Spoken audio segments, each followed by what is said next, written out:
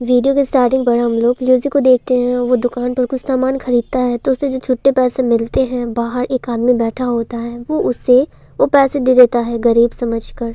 और वो fan linen के फादर होते हैं। अब वो काफ़ी ज़्यादा गुस्सा हो जाते हैं कि किसी ने उसके ऊपर पैसे फेंक कर दिए हैं, यानी कि उसे गरीब समझ रहा है। तो वो ल्यूसी को रोकता है और उसके साथ जोर ज़बरदस्ती करने लगता है। उसको बोल रहा होता है कि तुमने आखिर मुझे समझ के क्या रखा है। अगर मैं ज़मीन पर बैठा हूँ इसका मतलब ये नहीं कि मैं गरीब हूँ, और मैं गरीब हूँ, लेकिन मुझे तुम्हारे जैसे लोगों की पैसों की कोई भी ज़रूरत नहीं है। तुमने आखिर मुझे समझ के क्या रखा है। फैन लिलिन के फादर ड्रंक होते हैं। वो अपना आपा खो देते हैं और ल्यूसी को जो मनसूब बोलने लगते हैं। और ल्यूसी बेचारा कुछ बोल भी नहीं पाता, क्योंकि अगर वो बोलता तब भी वो सुनने के लिए तैयार नहीं थे। अब वहाँ पर फैन लिलिन की मॉम आ जाती है और वो उसके फादर को संभाल रही होती है और ल्यूसी को भी डांट रही होती है कि तुम्हें किसी को भी इस तरह से ट्रीट नहीं करना चाहिए। अगर कोई गरीब भी है तब भी तुम्हें उस तरह से पैसे फेंक कर तो नहीं देना चाहिए। और उधर पीछे फैन लिलिन होती है जो सब कुछ सुन रही होती है। ल्यूसी भी नोटिस करता है कि वो फैन लिलिन है और उसे समझ आ जाता है कि वो फैन लिलिन के मॉम डैड हैं। तो उसे बहुत ज़्यादा बुरा लगता है। बेचारा बहुत ज़्यादा स्पीचलेस हो चुका होता है और कुछ बोल भी नहीं पाता। इसके बाद वो वहाँ से चला जाता है और उसकी मॉम उसको रोकती है, बट फिर भी वो नहीं रुकता। उसके डैड कहते हैं कि उसे जाने दो जहाँ भी जाता है। और इधर फैन लिलिन जो सब कुछ सुन रही होती है, देख रही होती है, और उसे बहुत ज़्यादा बुरा भी लग रहा होता है। और इधर ल्यूसी दौड़ते हुए जा रहा होता है। उसने जो डेनिम पहना हुआ होता है वो उससे खोल देता है और डस्टबिन में फेंक देता है और वहाँ से चले जाता है। और इधर फैन लिलिन जो सिर्फ ल्यूसी को ही देख रही होती है, उसे बहुत बुरा लग रहा होता है ल्यूसी के लिए, लेकिन वो कुछ कर भी नहीं सकती। अब हम नेक्स्ट डे का सीन देखते हैं। फैन लिलिन अपने स्कूल पहुंचती है तो सामने ल्यूसी होता है। वो उसे सॉरी कर रहा होता है, बट फैन लिलिन उसकी बातों पर ध्यान नहीं देती। वो उसे इग्नोर करके आगे बढ़ जाती है। जब वो आगे बढ़ती है तो वो अपने तीनों फ्रेंड्स को देखती है, जो लोग एक साथ बैठे हुए होते हैं, आपस में बातें कर रहे होते हैं, बट फैन लिलिन की तरफ कोई भी ध्यान नहीं देता है। तो फैन लिलिन काफ़ी ज़्यादा सैड हो जाती है और अपने बेंच पर जाके बैठ जाती है। अब वो अपना फ़ोन चेक करती है, जो उन तीनों का एक फ्रेंड ग्रुप होता है। तो वो देखती है कि फैन लिलिन को उस फ्रेंड ग्रुप से निकाल दिया है। फैन लिलिन को बहुत ज़्यादा बुरा लगता है कि एक रात की वजह से सब कुछ बदल गया। वो अपने फ्रेंड्स की तरफ देखती है तो वो सब लोग फ्रेंड ग्रुप पे मैसेज कर रहे होते हैं, चैट कर रहे होते हैं और मस्ती कर रहे होते हैं, बट फैन लिलिन की तरफ कोई ध्यान भी नहीं देता है। जब वो लोग वहाँ से जा रहे होते हैं तब भी वो लोग फैन लिलिन पर ध्यान नहीं देते और ये सब चीज़ें ल्यूसी देख रहा होता है। उसे पता होता है कि अब फैन लिलिन का कोई भी फ्रेंड नहीं है। वो बहुत ज़्यादा सैड है तो वो उससे बात करने के लिए उसके पास जाता है। ल्यूसी फैन लिलिन से कहता है कि क्लास में ऐसे अकेले बैठने से तो अच्छा है कि हम लोग बाहर से थोड़ा घूम कर आ जाए। अगर तुम बाहर जाओगी तो तुम्हें थोड़ा सा अच्छा लगेगा, इससे अकेला तो महसूस नहीं होगा। तो फैन लिलिन को और ज़्यादा गुस्सा आ जाता है। वो कहती है कि तुम मुझसे दूर रहो, तुम मेरे पास भी मत आना, तुम्हारी वजह से मैंने अपने सारे फ्रेंड्स भी खो दिए। फैन लिलिन ल्यूसी को धक्का मारती है। उसे काफ़ी ज़्यादा गुस्सा आया होता है ल्यूसी पर, तो वो वहाँ से चली जाती है। इधर हम लोग ल्यूसी को देखते हैं जिसके ड्रेस पर चौक का दाग लग चुका होता है। जब वो उसे साफ कर रहा होता है तभी वहाँ पर उसके टीचर आ जाते हैं। उसके टीचर उसको समझाते हैं कि ऐसे टाइम पर ऐसे सिचुएशन आते रहेंगे, बट तुम्हें कभी भी इससे हार नहीं मानना है। अगर तुम हार मान गई तो तुम पीछे ही रह जाओगे। ल्यूसी को बहुत ज़्यादा बुरा लग रहा होता है और इधर हम लोग फैन लिलिन को देखते हैं जो ये सब कुछ देख रही होती है। अब इधर हम लोग ल्यूसी को देखते हैं जो काफ़ी ज़्यादा गुस्से में होता है और अपने ड्रेस को धो रहा होता है। वो बोल रहा होता है कि हमेशा मेरे साथ ही बुरा क्यों होता है, जबकि मैं किसी का बुरा चाहता भी नहीं हूँ। और इधर हम लोग फैन लिलिन को देखते हैं जो बाहर खड़ी होती है। तभी उधर से उसके फ्रेंड्स आ रहे होते हैं। वो लोग काफ़ी हंसी खुशी में आ रहे होते हैं, जो फैन लिलिन को देखकर बिल्कुल भी अच्छा नहीं लगता।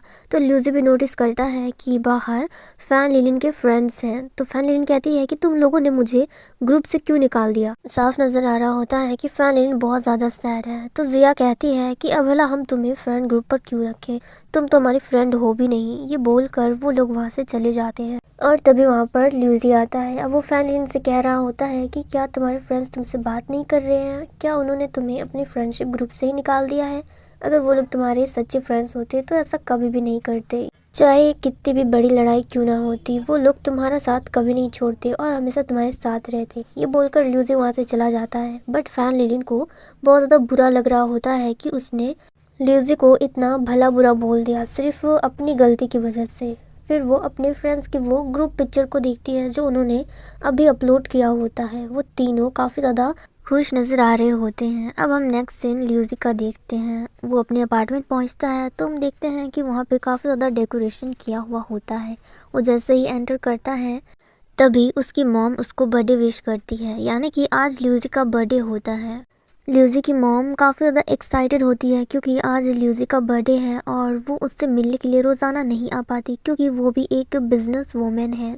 ल्यूसी अंदर आता है बट वो खुश बिल्कुल भी नज़र नहीं आ रहा होता है क्योंकि वो एक्सपेक्ट कर रहा था कि उसके डैड भी वहाँ पर होंगे बट वो नहीं है। और इधर दूसरी तरफ ल्यूसी की मॉम काफ़ी ज़्यादा खुश होती हैं। वो ल्यूसी के साथ सेल्फी भी लेती हैं उसे पोस्ट करने के लिए।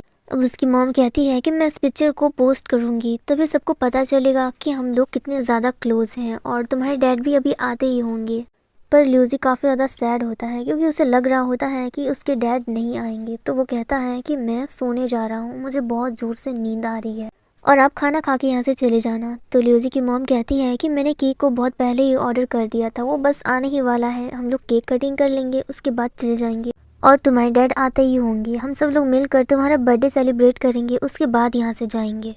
इसके बाद दरवाज़ा कोई खटखटाता है तो ल्यूसी को लग रहा होता है कि शायद वो उसके डैड है। वो कहीं ना कहीं होप कर रहा होता है पर जैसे ही वो दरवाज़ा खोलता है तो वहाँ पर डिलीवरी मैन होता है जो केक लाया हुआ होता है। अब वो ल्यूसी को पास करता है तो ल्यूसी उससे लेने ही वाला होता है बट वो रुक जाता है और कुछ सोच रहा होता है। तो कुरियर मैन भी शॉक्ड होता है कि आखिर ये केक को ले क्यों नहीं रहा।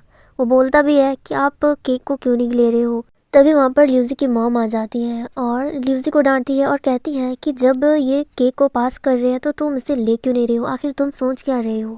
खैर आज तुम्हारा बर्थडे है तो मैं तुम्हें कुछ भी नहीं बोलूँगी, मैं तुम्हें नहीं डांटूंगी। जिसके बाद ल्यूसी की मॉम उसके फादर को कॉल करती है। वो उससे पूछती है कि क्या तुम नहीं आ रहे हो। तो वो बताते हैं कि वो बहुत ज़्यादा बिजी हैं और वो ल्यूसी का बर्थडे अटेंड नहीं कर पाएंगे। और ये सुनने के बाद ल्यूसी की मॉम काफ़ी ज़्यादा अपसेट हो जाती हैं। वो इतनी ज़्यादा सैड होती हैं कि जितना भी उन्होंने डेकोरेशन किया हुआ होता है वो सब कुछ उखाड़ने लगती है। वो गुस्से में बोल रही होती है कि आज तो तुम्हारे बेटी का बर्थडे था बट तुम थोड़ा सा भी टाइम निकाल कर यहाँ पर नहीं आ पाए, तुम एक बाप कहलाने के बिल्कुल भी लायक नहीं हो। और इधर खड़ा ल्यूसी जो सब कुछ देख रहा होता है उससे भी बहुत ज़्यादा बुरा लगता है। वो अपनी मॉम को देखता है तो वो बहुत ज़्यादा रो रही होती है क्योंकि ल्यूसी के पेरेंट्स एक साथ नहीं रहते। इसकी वजह से ल्यूसी को भी अकेले रहना पड़ता था और आज उसका बर्थडे था तो वो एक्सपेक्ट कर रही थी कि ल्यूसी अपने पेरेंट्स के साथ थोड़ा सा टाइम स्पेंड करेगा बट आज वो भी नहीं हो पाएगा क्योंकि उसके फादर इतने ज़्यादा बिजी थे कि वो आ ही नहीं पाए। इधर हम लोग ल्यूसी को देखते हैं।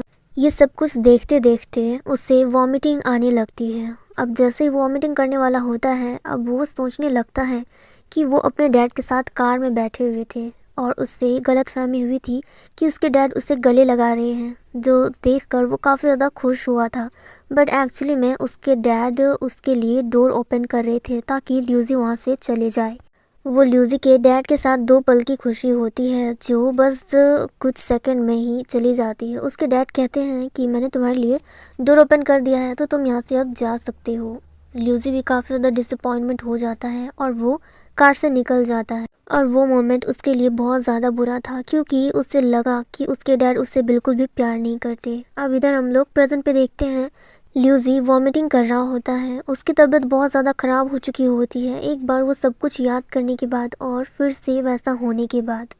और इधर दूसरी तरफ हम लोग फैन लिलिन को देखते हैं। वो भी सैड होती है क्योंकि उसके डैड बहुत ज़्यादा ड्रिंक करते हैं। वो बहुत ज़्यादा ड्रंक रहते हैं और नशे की हालत में कुछ भी बोलने लगते हैं जो फैन लिलिन को बिल्कुल भी अच्छा नहीं लगता। उसका बस दिल ही टूट जाता है उनकी बातें सुनने के बाद। बट फैन लिलिन कभी भी अपने डैड को चाह के भी हेट नहीं कर सकती क्योंकि वो उससे बहुत ज़्यादा प्यार करती है। और इस मोमेंट पे हमारा ये सीन कट हो जाता है।